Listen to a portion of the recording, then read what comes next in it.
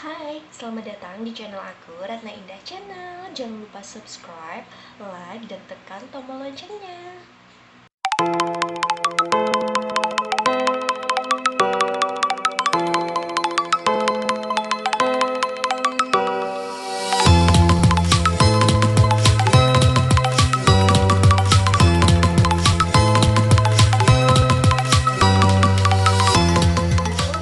Mikrofon yang untuk aku biasa karaoke ya sama suami aku. Gak apa-apa lah, karena masih belum punya mikrofonnya itu, jadi kita pakai yang ada aja, oke?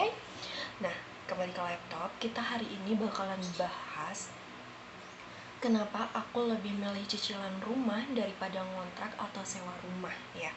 Pertama, pastinya karena aku tuh pengen banget geng punya rumah sendiri. Dan kedua, pengen punya rumah dalam waktu cepat gitu. Yang ketiga, pastinya karena aku udah bosan dan males banget buat ngontrak lagi gitu ya. Jadi aku tuh pernah eh, pernah ngontrak sama suami aku di deket-deket rumah keluarga aku sih.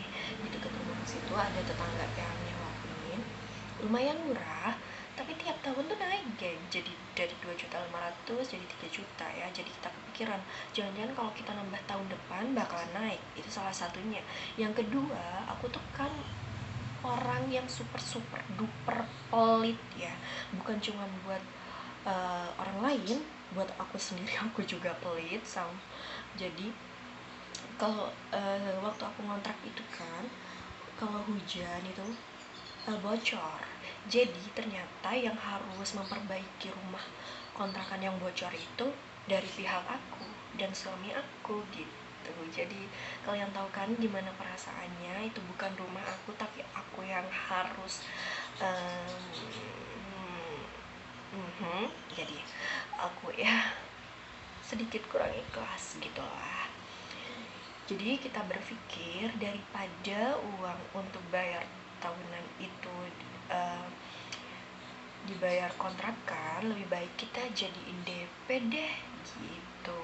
Dan jadi awal mulanya di situ, karena rasa pelit itu yang tidak bisa terhindarkan dalam diri aku gitu. Jadi kita nabung tapi bukan untuk buat bayar kontrakan tahun depan, tapi buat DP perumahan ini gitu. Jadi dari situlah awal mulanya aku kepikiran buat punya rumah sendiri gitu. Jadi kalau dan kalau nggak salah, kalau ambil cicilan rumah itu dibilangnya apa ya, riba gitu kan. Jadi tergantung kalian ya, kalau kalian mau nganggap riba ya bisa jadi riba, tapi kalau aku pribadi sama suami aku tuh nggak nganggapnya riba gitu. Aku sama suami aku itu nganggapnya ini jual beli tapi bukan sama orang tapi sama bank gitu ya, bukan yang punya bank, bukannya kita nganggap bukan orang gitu ya. Maksudnya dia, kalian ngerti sendiri lah maksud aku ya. Maksud aku tuh aku cicil rumah ke bank gitu. Jadi jangan dibilang riba lah ya, soalnya aku sendiri juga nggak mau kalau aku dianggap riba gitu kan.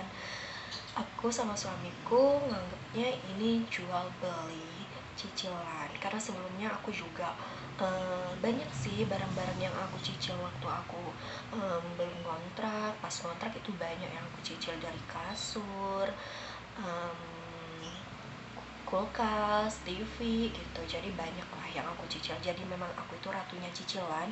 Jadi gampang gitu aja aku nganggap untuk nyicil rumah gitu, kalau bukan riba gitu. Jadi kalau kalian ngerasa ini riba, ya udah jangan ikutin jejak aku gitu.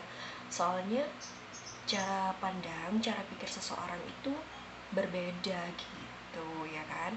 Jadi nggak ada yang salah, nggak ada yang benar, tergantung gimana kalian menyikapi aja. Kalau dibilang riba, kenapa aku nggak setuju ya? Gini aja deh, kalian jualan, apapun yang kalian jualan, pasti kalian menginginkan sebuah keuntungan ya. Begitu pula dengan bank gitu. apalagi bank itu kan perusahaan ya, perusahaan tuh punya karyawan yang harus dibayar gitu. Kalau mereka ngejual rumah nggak ambil untung yang besar, padahal kita nyicilnya juga dalam waktu lama, ya siapa yang bodoh gitu kan di sini.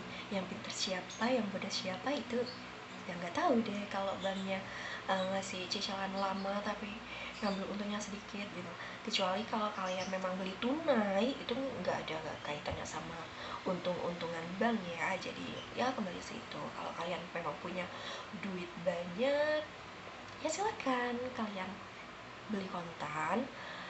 Kalau kalian nggak punya duit, ya lebih baik menurut aku nyicil sih.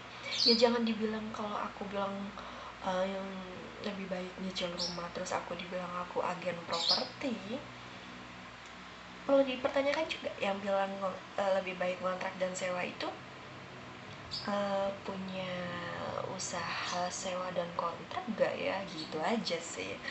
Jadi di sini aku nggak punya, aku bukan pebisnis properti, enggak, aku memang hanya pembeli perumahan ini, dan aku cuma nge-share ke kalian kenapa aku milih nyicil rumah gitu. Sebenarnya aku juga ditantang sih sama keluarga, kenapa sih buru-buru banget gitu kan beli rumah, padahal ya dibilang kerja aku bagus dengan gaji bagus, ya enggak. Jujur gaji aku tuh nggak nyampe 2 juta, nggak nyampe banyak kurangnya gitu ya. Itu pun udah digabung sama duit suami gitu, jadi bisa dibayangin kan sekecil apa gaji aku. Jadi menurut orang tua, kenapa sih kamu masih umur segini gitu kan, keluarga juga baru jalan beberapa tahun, udah berani banget gitu ngambil perumahan gitu kan.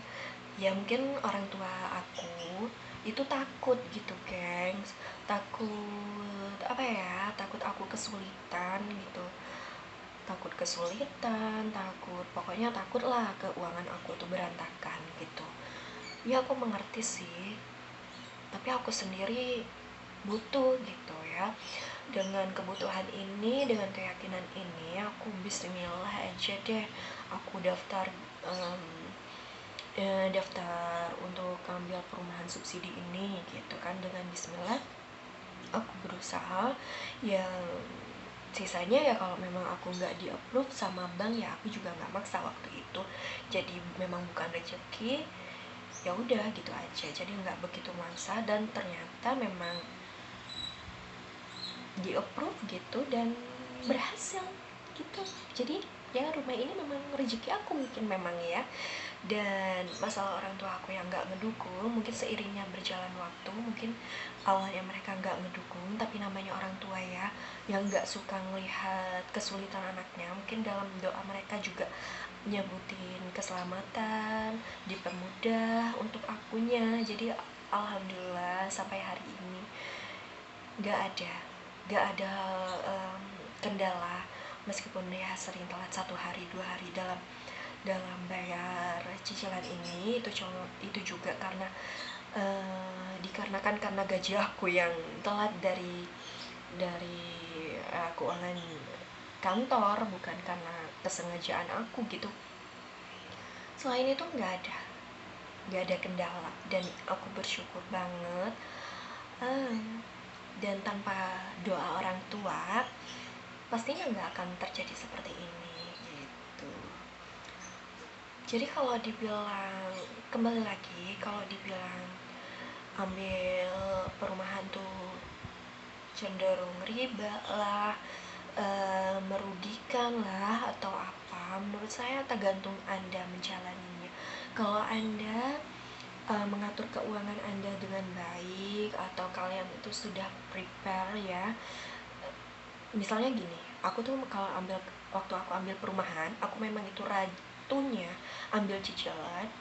Tapi pas aku ambil cicilan rumah ini, sebisa mungkin aku nggak ngambil cicilan lain.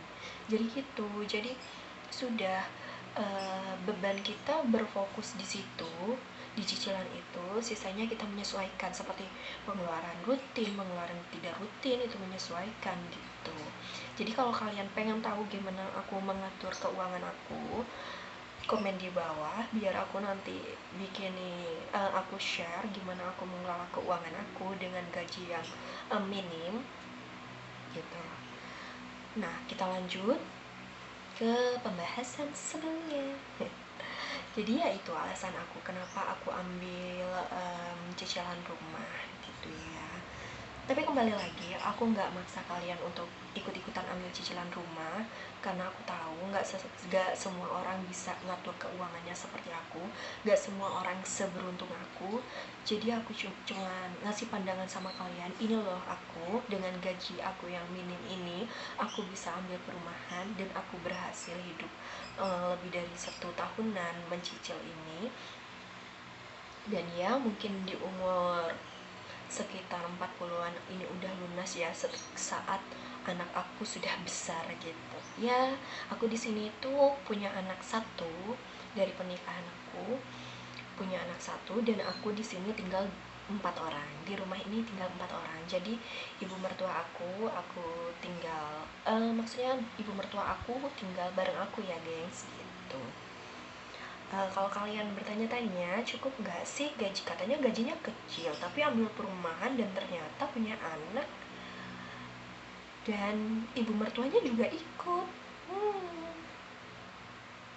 Hoak gak sih? Nah, kalau kalian pengen tahu komen di bawah. Kalau memang kalian butuh perhitungan pengeluaran aku bakalan share di video selanjutnya ya.